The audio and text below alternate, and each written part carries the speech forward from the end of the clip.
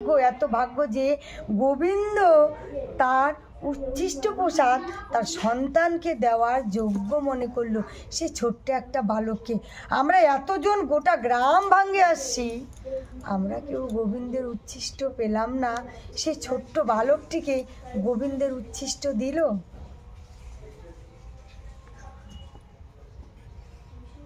শিবানন্দের ভাগ্য সিন্ধু কে পাইবে পার, যার সব গোষ্ঠীকে প্রভু কহে অপমান। তখন তারা নিজেদের মধ্যে অপমান দিত বোধ আরম্ভ করলো, যে কি ব্যাপার, আমরা আসছি এত বড় ভক্ত, এত বড় সাধু, আমাদেরকে এত ভালোবাসে না, আর এই কোথায় থেকে উড়ে আসে জুড়ে বসছে, আর একেই বেশি ভালোবাসে যাচ্ছে সবাই। এইভাবে নিজেদের মধ্যে তর্কাতর্কি শুরু করে দিল। তবে সব ভক্ত লইয়া করিল ভোজন, গোবিন্দের আজ্ঞা দিল করি আগমন।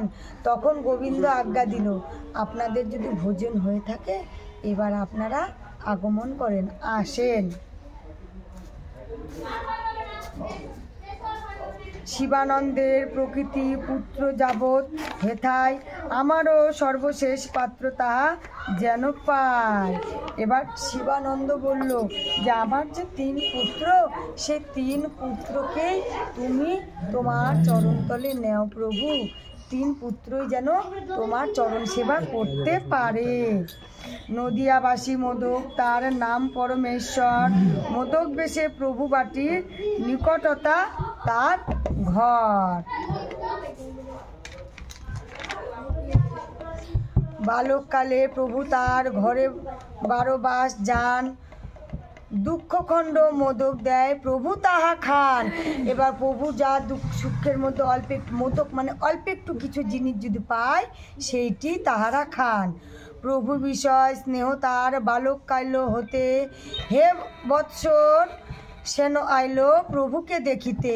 সে বৎসরই তারা প্রভুকে দেখিতে আইলো।